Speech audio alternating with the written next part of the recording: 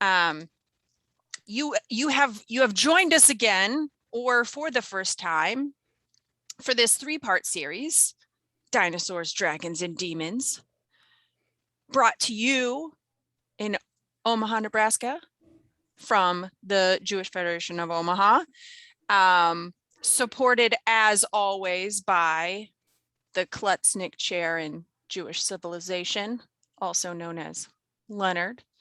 But we're going to do a fancy intro, which is that, okay, Jeopardy style.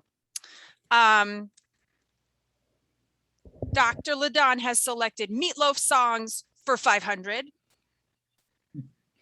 The answer is, I would do anything for Dr. Leonard Greenspoon, but I won't do that. What is love? What is pay the $10 parking fee for the arcing counter? All right.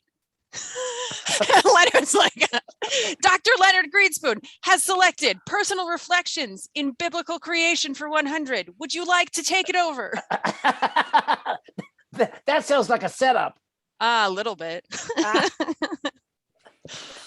Let me think. Yes. Oh, no. I'm speechless. That can't last very long.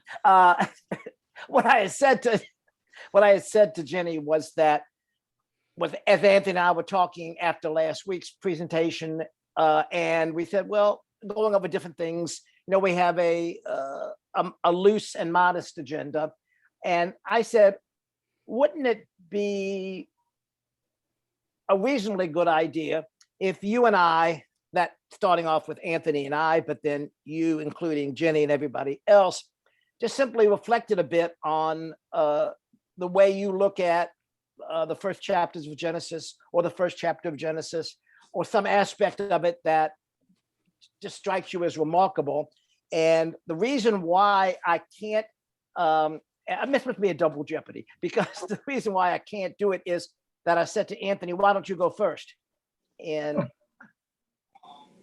so Anthony will talk a few minutes, I'll talk a few minutes, and then I encourage each of you to talk. I was going to say your personal reflections or opinions or whatever about Genesis 1. There can't be a wrong answer. But of course, there can be a wrong answer, I suppose, if you don't tell us what you actually think.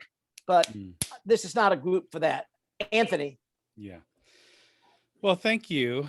And I love the Jeopardy introduction. Wonderful. Thank you very much for that. I probably, as you probably have guessed by now, I represent a lot of Christians in the United States. Not maybe the 40% who would take this particular poem literally, Genesis 1.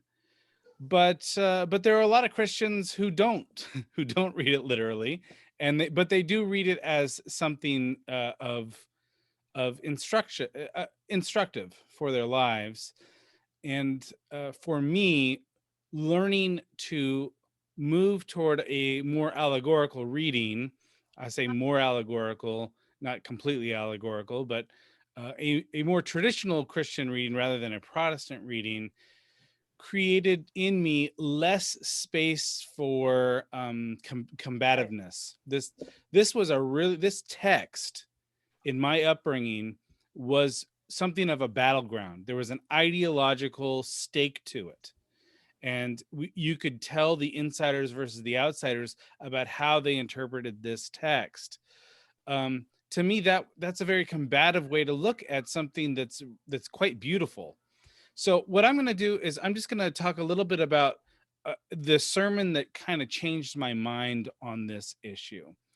So the best sermon that I ever heard on Genesis 1 came from a Bible translator, Leonard will know this name, named Eugene Peterson.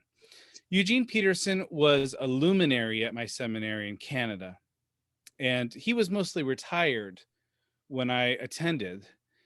He was always something more of a poet than a translator, and you really do see that in his famous translation, The Message. his reading of Genesis 1 stuck with me. And I've tried to live by it as much as I can. And I would invite you to hear something of what Eugene Peterson said about this particular passage. And before I say anything more, I want to acknowledge that this is not primarily my text. I don't see this, even though this is a sacred text to Christians. I view this as a text that was written not necessarily for me or my people, but something that I can benefit from. Dr. Peterson called Genesis 1 God's creation gift of time. He suggested that two of the greatest sins against God's creation were in the desecration of sacred time, and these two sins he called hurry and procrastination. Dr. Peterson preached to us that Genesis 1 isn't in a hurry. Genesis 1 does not procrastinate. The first creation account is arranged in a 7-day sequence. 6 times a day is introduced with the phrase, "and God said." And 6 times a day is concluded with the phrase, "and there was evening and there was morning," and then the number of the day is given. But the 7th day is treated much differently. The number of the day is front-loaded with the introduction "on the 7th day." And this phrase, "on the 7th day," is repeated twice more, making a set of 3. The rhythm of the 7th day is set apart and presented much differently than the first 6. And Dr. Peterson would say, poets don't do this stuff on accident. Dr. Peterson wanted to drive this point home to us, that God's creation is conveyed to us rhythmically. 1, 2, 3, the first 3 days. 4, 5, 6, the second set. 7, 7, 7. In the first set of 3, the pre-creation chaos is formed. And the second set of 3, the pre-creation emptiness is filled. Moreover, at the end of each set of 3, 2 acts of creation are accomplished. So days 3 and days 6 are set in parallel. And finally, the Creator rests from the work of forming and filling, and the rest is set out in triple emphasis. 1, 2, 3, 4, 5, 6, 7, 7, 7. Moreover, this final set of 3 sevens is represented by 3 sentences in Hebrew, each of which is composed of 7 words. Again, probably not accident. It's almost as if the clue to understanding the rhythms of creation are in this Sabbath-hinged cadence.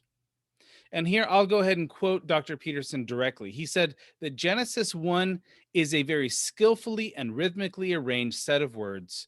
When we speak this text aloud, we get this text inside of us. We enter the rhythms of creation time.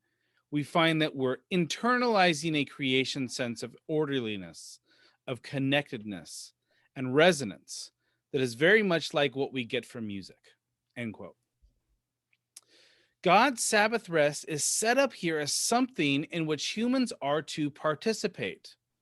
Humans aren't necessarily invited to participate in creating light, for example, or creating the cattle or the vegetations, but the humans are indeed to participate in Sabbath rest. And this is the way for humans to enter into God's creative doings. By the way, on this point, Eugene Peterson credited a mutual friend, John Levinson, although I imagine that Peterson was putting his own spin on the idea. Sabbath is among its many virtues. Sabbath might be thought of as a bastion of time against the desecration of time. Sabbath resists hurry and procrastination, which are both distortions of time. Peterson concludes with a suggestion for dynamic rather than literal translation of the idea of rest.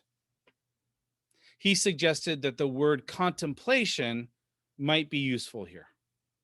Participating with God's Sabbath-hinged rhythm is contemplative.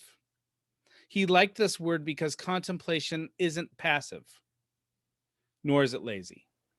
Contemplation can be highly energetic, but it isn't hurried either.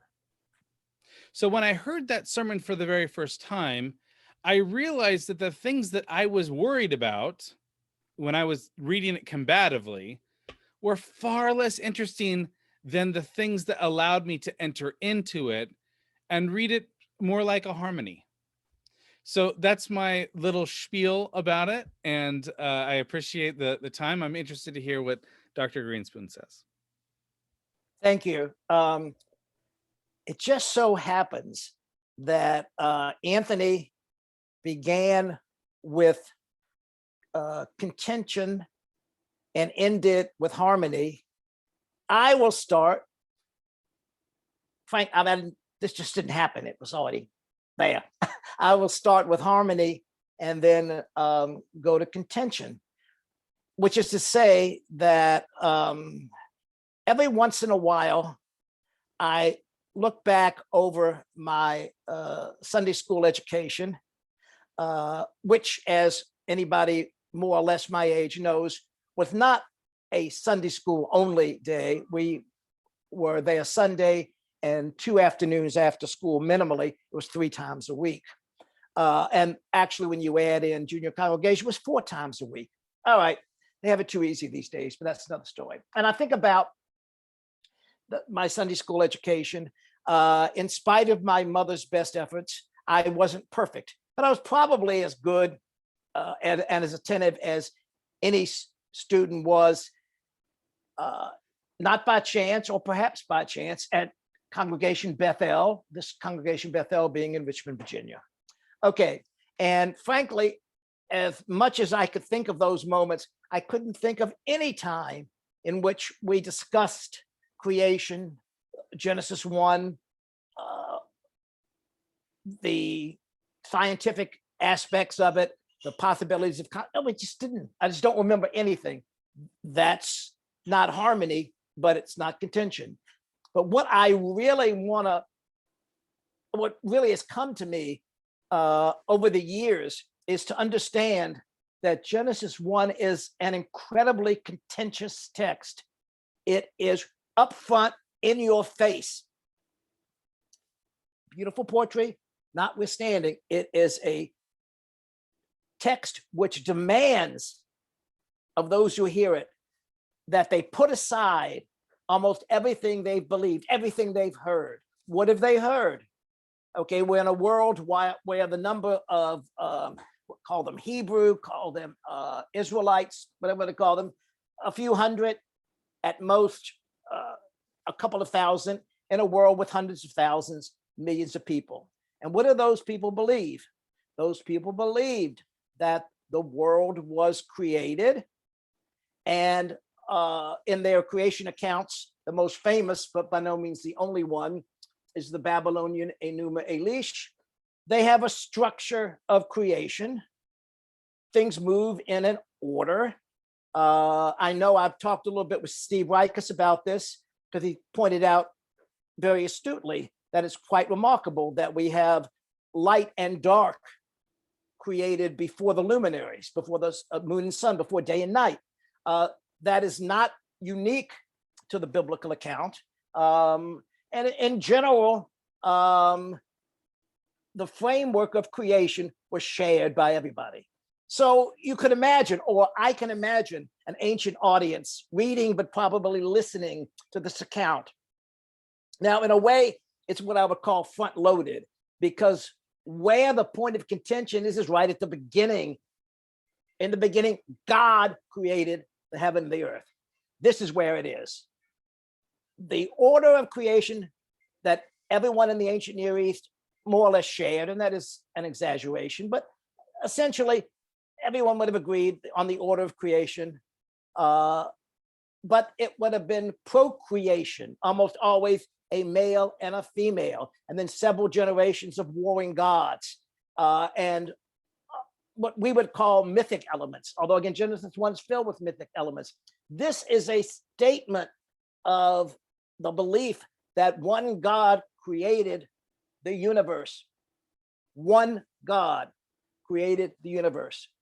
I used to say, well, that's not a particularly fraught statement these days, but who knows?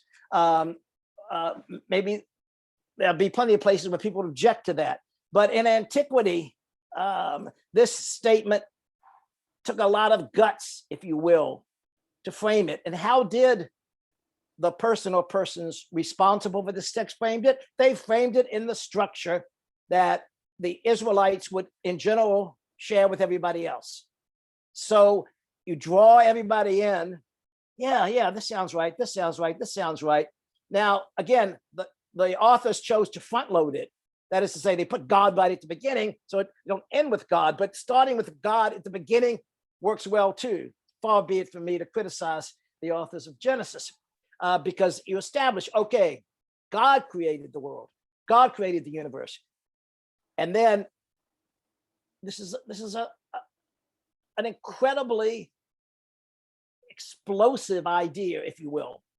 Now I'm going to pass on the debate among my colleagues, most of whom don't believe that the biblical texts are monotheistic, that is one God, only one God, until perhaps down to the time of the prophet Isaiah. Be that as it may, I'm looking at it as whether this statement came at the beginning of biblical writings, the middle or the end. To me, this is a dynamic passage, and the dynamism of it is essentially lost on us. I can't blame us, but what I try to do, what I can, is to recreate to the best of my ability, admittedly in a speculative manner, how the earliest audiences would have received this. And it's a powerful message, and it's a message that was, it was contentious. Just very briefly, not to go on and on, which is something I can and certainly do. I always thought it was strange that a lot of my colleagues didn't believe that many of the Israelites practiced some form of polytheism until they found some actual remains, archaeological remains, one with the Lord of God of Israel with Asherah, a female consort. Oh, well, maybe some people actually did believe this, but it was obvious. What are the prophets all about?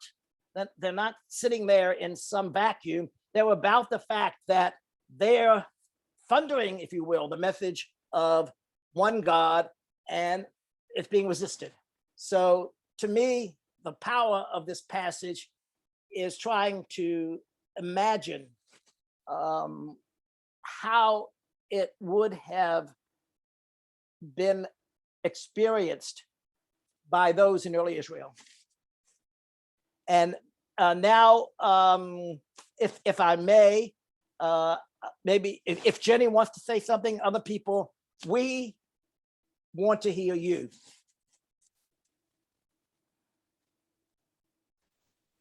All right, so I'll take the bait. I'll be the one that speaks after the two of you, because everyone else is going to need a buffer because you're just too bright to follow.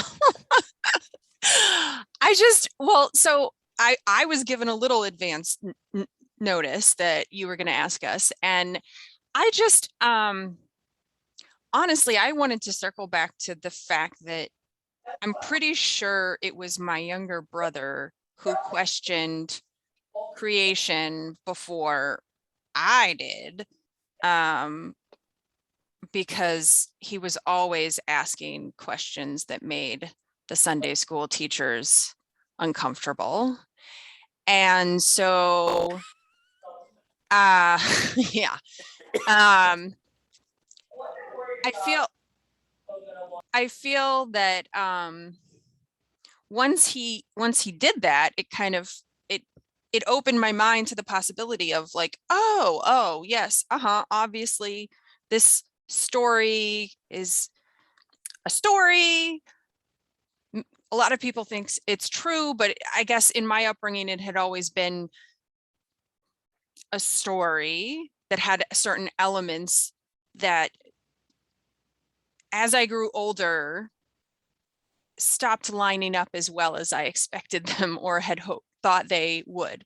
And so I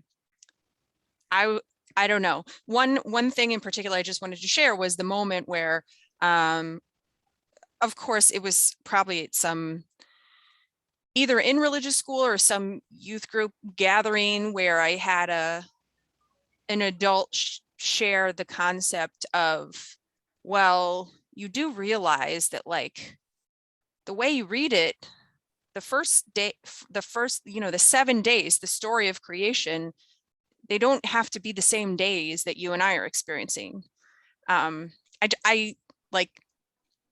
I remember kind of having a mind-blowing experience when someone explained that to me, and I wanted to just share it with everyone. So I felt like that would be a little something worth sharing here. Who wants to go next? I know we had a couple. Steve, do you want to go? I'd like to say something. Leonard used the word contentious. What if we use the word, at least this is the way I feel, awesome? I think it is an awesome story. We begin with light, not ordinary light, like light from the sun, but the light of the universe itself. That comes first. And that the science tells us that the universe, the beginning of the universe was a thing called the singularity. The tiniest thing ever imaginable, that it exploded into light. I think to me, just thinking about that is an awesome undertaking. And there's no other Gilgamesh story or anything else. No other ancient people had that kind of concept, at least that I know of. Now you can contradict me, Leonard, or other professor, Anthony, but it's unique, so very unique. And then we look at the progression of days and so forth, the clouds, darkness, and so forth. What is the universe? What's in it? There are all these, atomic particles and forces, strong force, the weak force, gravity, and we keep moving forward. Thinking that, for example, that birds and reptiles came before mammals and so forth. Who thought of things like that? Where does that come from? And isn't that, to me, that is an awesome thing. I can't necessarily explain it all, but I can certainly say I am awed by it all. Ending in this magnificent progression, ending with man himself, man and woman, and then the Shabbat. To me, that is a glorious, wonderful, awesome. It's not I don't know if it's a poem or a story or anything else. I don't know the word to use. I'm speechless about that, but I'm awed by it. Thank you, Steve. So Leonard, were you thinking that you all would kind of unpack after each of us speak, or do you want me to call on the next person? I was thinking we would let every person's words speak for themselves. Is that okay, Perfect. Anthony? That sounds great. I think Lynn might have her hand raised. Exactly. Mm-hmm. So I was an odd little child. From the time I was extremely little, I was always interested in archaeology. And so that was one thing when you mentioned that, dinosaurs in the Bible and that made me think of it. But I know I questioned my mom. I said, how could God possibly create all of this in such a short period of time? And it really was bothering me. And she had told me, she said, well, you have to realize that one day to God isn't necessarily the same as one day to us. And then she would, I would keep questioning her. And after a point, she'd say, God is God and he can do all sorts of things. That's why he's God. And it's funny, as time went on, because I've always been very much interested in science and stuff. I have and not to offend anybody, but I've always thought of God as this most amazing mathematician and scientist. So I've never had a problem of putting together being able to consider the Bible and consider science. So, but probably some things that bother more people don't necessarily bother me. But but it is just that when you were talking about it, my mother's saying, well, one day to God isn't the same as one day to us, and that's why. So.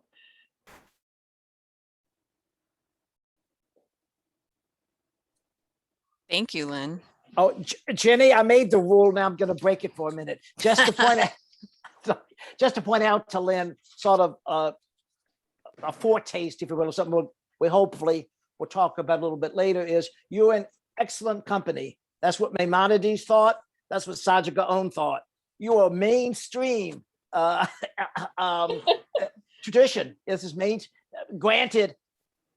Their understandings of science in the 12th, 11th, and 10th century was not ours, but this idea of God is not a mad scientist, but God is a careful, methodical scientist is exactly one of the points they were articulating. Thank you.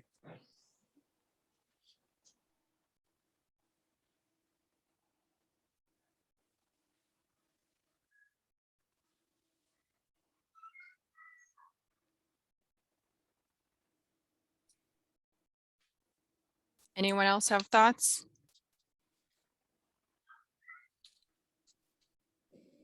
I'd like to throw in one more thing that comports, and that is, think of this. All of us, humans and everything, come from one cell. One cell. Isn't that amazing?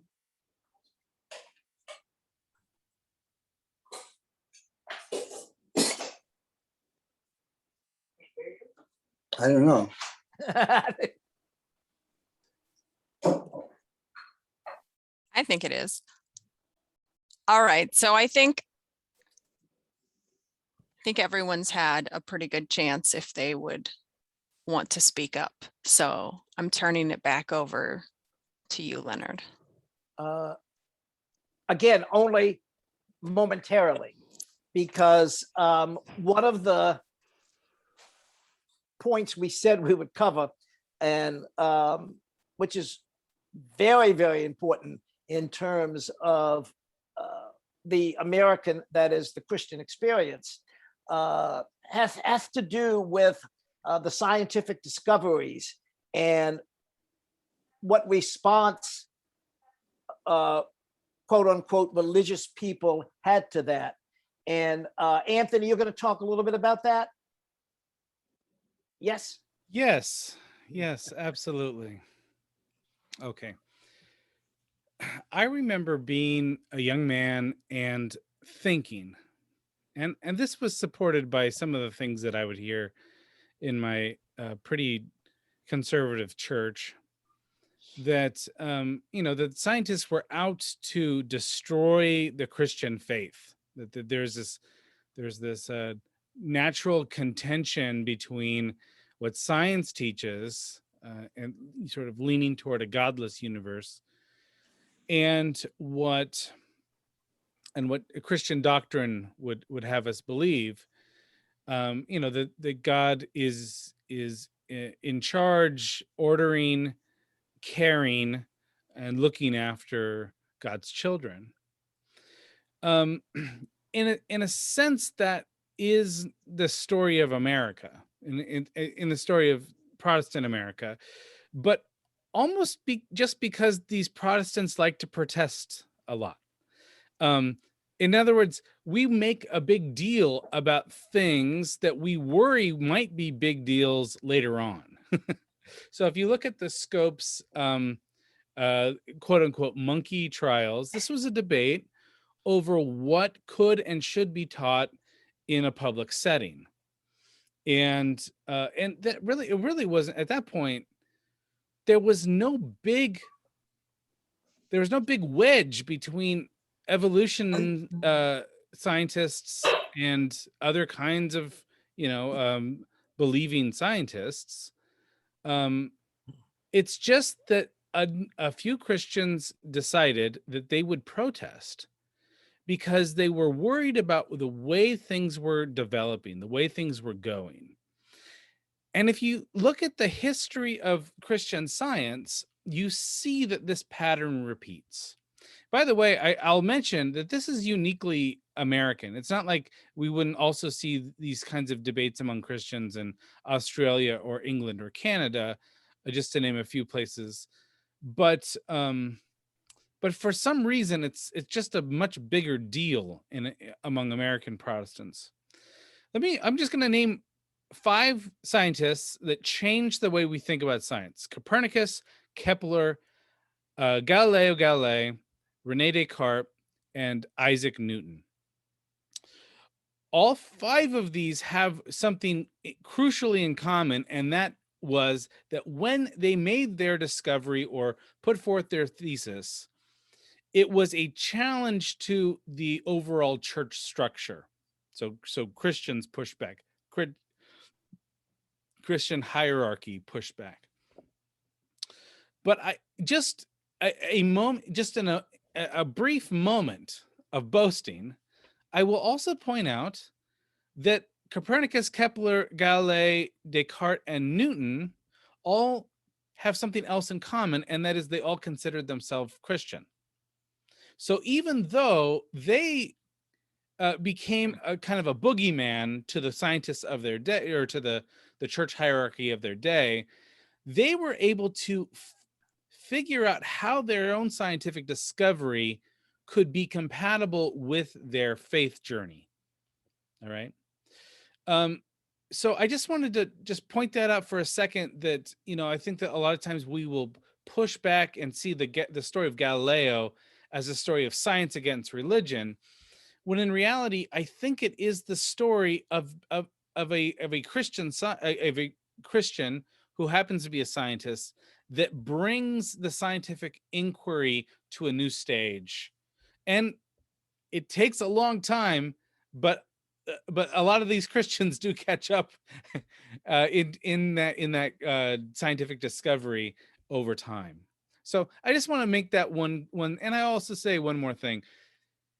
40% of American Christians seems like a lot of people who would disbelieve evolution. But that means that a lot of Christians do believe evolution too. There are both sides of this coin, and I just want to make sure that we make sure that I want to make sure I point out the diversity of the faith.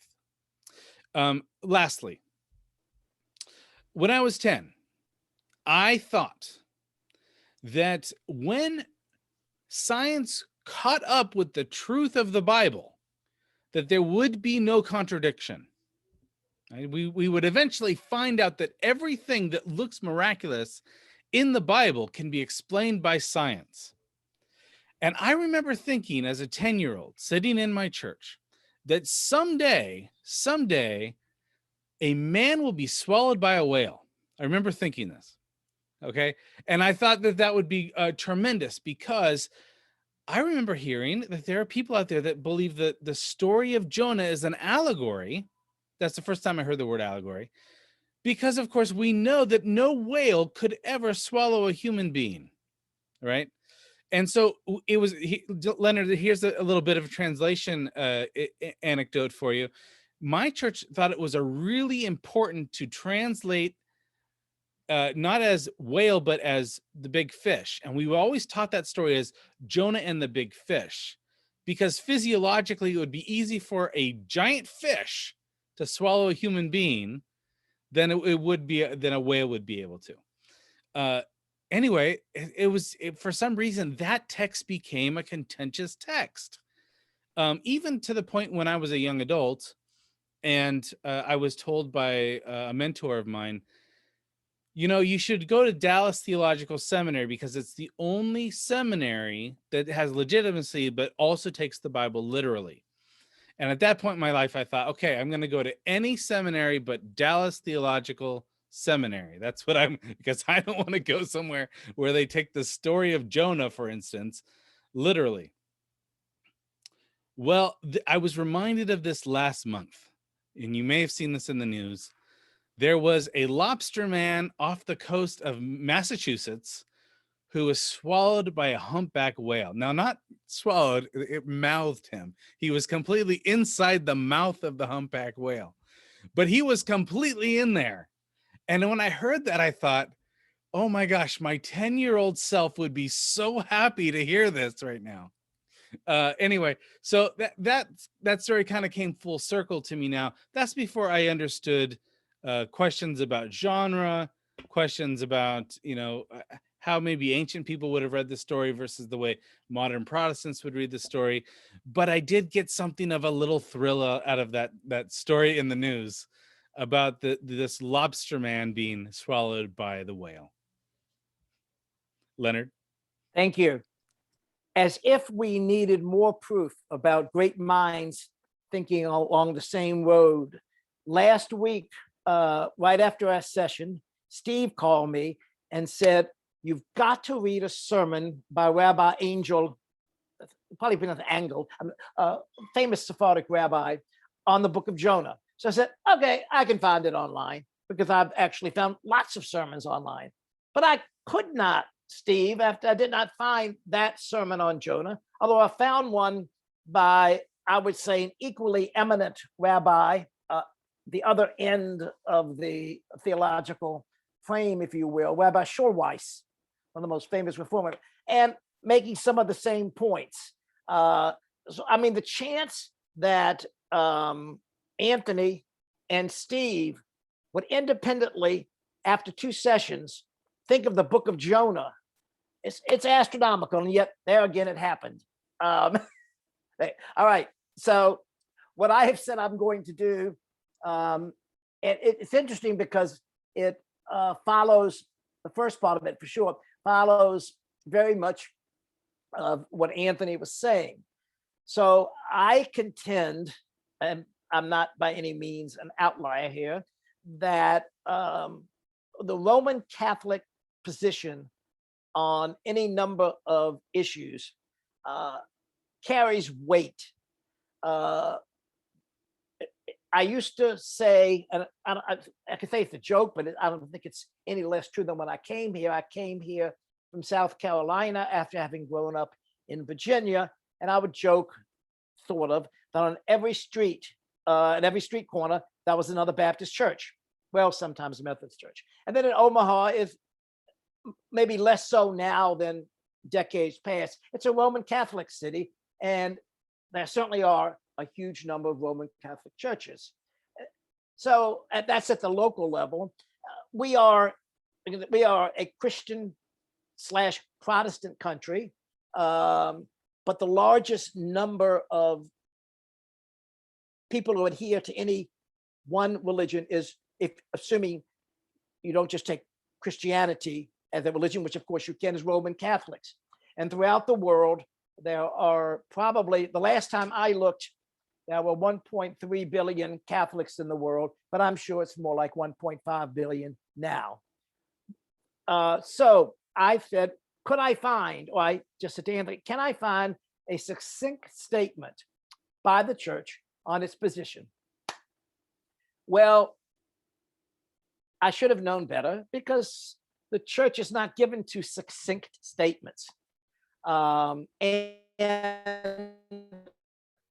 also, I have to admit that before I came to Creighton, which is of course the Jesuit Catholic school, I really thought that, to paraphrase another expression from somewhere, if the Pope said jump, people would say how high.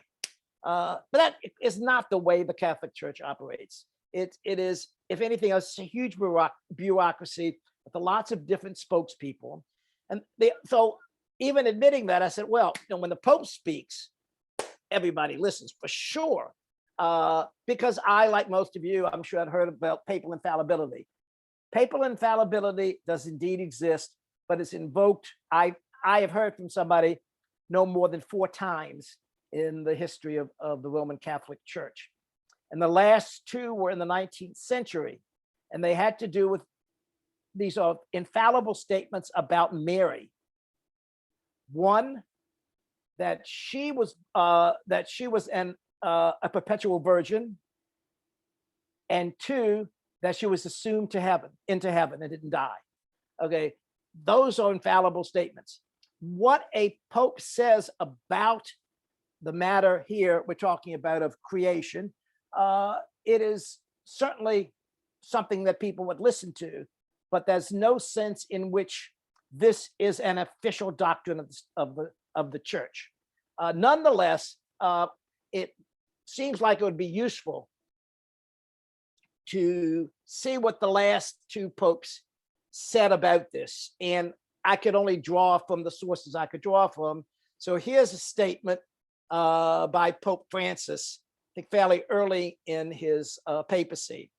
And I quote, "The evolution of nature is not opposed to the notion of creation, because evolution presupposes the creation of beings that evolve."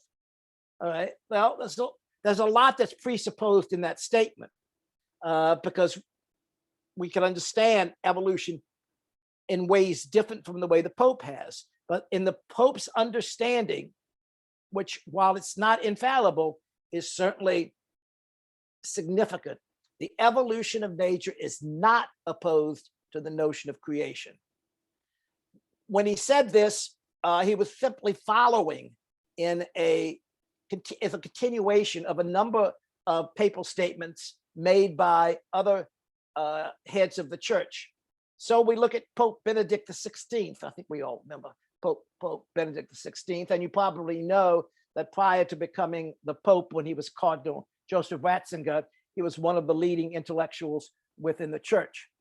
So this is simply a statement from Pope Benedict, but pre-Benedict days. And converging evidence from many studies in the physical and biological sciences furnishes mounting support for some theory of evolution to account for the development and diversification of life on Earth. It doesn't strike me, unlike the way I imagine Genesis 1 might have struck its initial audience, it doesn't strike me as particularly contentious, but this is a succinct statement, and its modern origins go back to Pope Pius XII, who issued an encyclical, Humani Generis, on the humankind. By the way, all documents do indeed appear in Latin, even though Latin is not used anymore in the churches, but vernacular. But Latin is still the official language of all pronouncements that come out of the Vatican. Then they're translated into multiple languages, of course.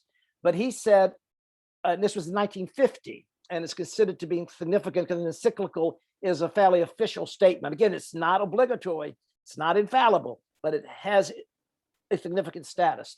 The church does not forbid research and discussions taking place with regard to the doctrine of evolution. All right, so what I thought was the case happens to be the case, namely that within Roman Catholicism, there are a lot of ways to bring together science and religious doctrine or religious belief. I'd want to take another minute. Happens every week, right? I think, well, we have only 12 minutes of stuff to say, and all of a sudden I look and we have 12 minutes left. I wanted to say a little bit about Rashi, since after all, it's expected anytime you talk about Jewish thought, especially connected with the Bible, you talk a little bit about Rashi. So let's say a couple of things about Rashi and what his concerns were. So the first concern he had was, why did the Bible begin with Genesis 1:1? He thought that, at least theoretically, it should begin with Exodus 12:2. This month shall be unto you the first of the months, which Rashi understood to be the first commandment to Israel. So then, in trying to explain the fact that indeed the biblical text, the Bible, begins with creation, Rashi determined that this was so that later on, if people complained, for example, the Israelites went into Canaan and people complained, wait a minute, you're robbers. This is our land, and now you're stealing it from them. The reply would be, all the earth belongs to God. He created it and gives it to whomever he pleases. Now, whether we think that's good, bad, or indifferent theology, that's what how Rashi explained how the text, why the text began with creation. And then he talks about how to translate. Now, the first word of Genesis, Lord knows I won't go into it right now. The first two words of Genesis, Bereshit, bara, they're not grammatical. That's the problem. Bereshit is what we call a construct, and it should be followed by either a noun or an adjective, or maybe an infinitive. But bara is a conjugated form of the word, and it really is not grammatical. There it is, so it's got to be part of the grammar, but it's hard, very difficult to explain. And as we know traditionally, in the beginning, God created. And if you look at the JPS translation, the one we continue, it starts off, when God began to create. The New Revised Version, wanting the best of both worlds, has in the beginning, when God began to create. And what Rashi says is that at the beginning is not to be understood, and then what follows are not to be understood as the order of acts of creation. And then he looks at the text as Rashi would, what we call Peshat, the plain reading of the text. Doesn't say you to read it literally. So what does the text say? It says, it's part of chapter 1, God's spirit hovers over the waters. Well, logically, waters therefore were created before the heaven and the earth, because there they were. And it continues along these lines. Ultimately, Rashi believes, and this is central Jewish belief, not obligatory by any means, of course, that all creation took place on the first day. And then it's just explicated as to the order of it. And consequently, if we wish to follow that approach, or sometimes I've seen it expressed, what really matters is God created the world, the rest of the details. Well, they're not just details, as Anthony so beautifully pointed out. They're not just thrown out there in any order. Whether the order was intended to be geological, I think we can doubt. That it was intended to be all producing, as Steve said, there's no doubt. That it has a poetic quality to it, there's no doubt. That it's scientific or intended to be scientific, there's a good deal of doubt. Just very briefly, because Lynn had mentioned this, we can use Maimonides. I actually prefer Saja Gaon. He lived 2 centuries before Maimonides. He's at least his equal. His PR isn't as good, but it's at least the equal. And basically, they believed that a biblical passage, when correctly understood, cannot be contrary to reason. And therefore, Maimonides understood that if science, or whatever terminology he would have used, indicates that the establishment world was far distant in the past, then the biblical understanding of the passage should be compatible with that. And then finally, Rabbi Abraham Isaac Cook, one of the main rabbi in Israel, just before and at the time of its independence, said that when we are confronted with, or whether we're confronted with them or not, when we find scientific ideas that seem to conflict with our faith ideas, they don't necessarily need to be understood as opposed, but these ideas can serve as stimuli to delve more deeply into the Torah and discover more profound meaning to it. And I would agree with that. And as much as I'll choose my word, hopefully I always choose my words carefully. What I find especially unappealing about a quote unquote literal reading of the text is that it's flat. This is what it says, this is what it is, move on. That's never been part of Judaism. So the idea that Genesis 1 challenges and Genesis 1 inspires awe, and Genesis 1 establishes the Sabbath, and that is unique. There's no question about that. No matter what you hear elsewhere, a Sabbath day did not exist in antiquity outside of Israel. These are all valid points. All right, that's it. I try to restrain myself. And Jenny, I think we probably only have another 25, 30 minutes, but we'll do what we can. We have 5, technically 5, but what all did you want to address before we wrap up? Yeah, I would be curious to hear any feedback, any questions. This is sort of our last little time together, and if anyone's been saving something up, now would be the time to ask.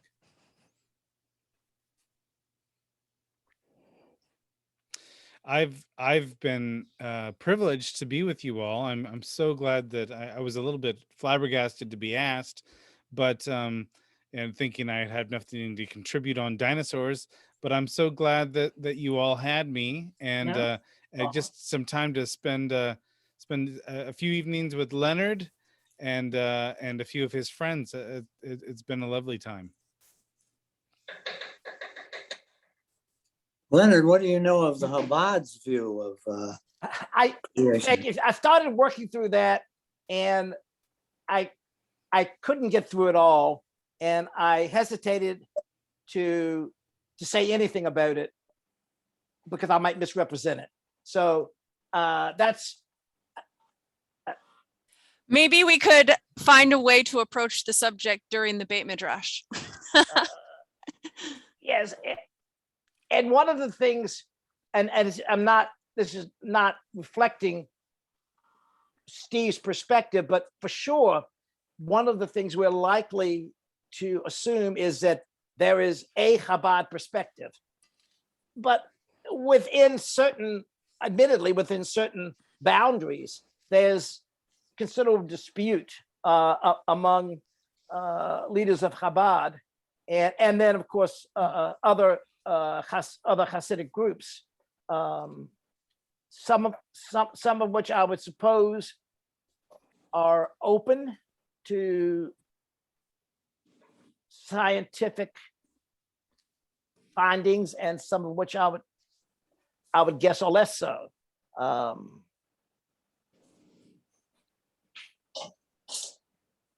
Excellent. Any other questions or comments for this last day? Oh, we have a message in the chat. Aha, the Chabad Museum in Brooklyn would be a great starting point. You are correct, Sherry. Yeah. And I think, because Sherry and I have talked quite a bit last few months, or once in a while, I'm probably a lot closer to the Chabad Museum in Brooklyn than the rest of you. I would estimate 60 miles, which can take 58 minutes. Or of course, being part of New York City, it could take 58 days to get there. But I can't guarantee that I'm going to be there. I can actually guarantee I won't be there because I'm not sure I'm going to the city at all on this particular trip. But what do I hear in Sherry's comments? Research grant.